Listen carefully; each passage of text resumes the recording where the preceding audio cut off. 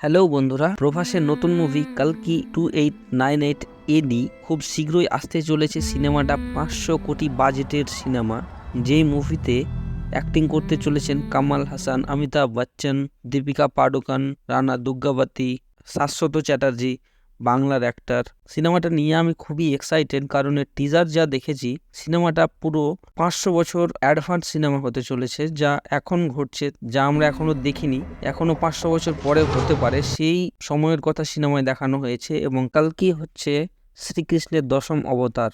যে সিনেমাটা হতে চলেছে প্রভাসের কালকি, এতে সব বড় বড় তাবড় অ্যাক্টরগুলো কাজ করেছে এবং সিনেমাটা আসতে চলেছে 2025 সালে। প্রভাস যেভাবে কামব্যাক করেছেন আদিপুরুষ ফ্লপ দেওয়ার পরে, রাধেশ্যাম ফ্লপ দেওয়ার পরে, সালারের মধ্যে দিয়ে, আমি বিশেষ করে প্রভাসের বিশাল বড় ফ্যান, তাই আমি আরো বেশি এক্সাইটেড যে সিনেমাটা আসছে কবে। তো দেখা যাক বন্ধুরা সিনেমাটা কেমন হয়।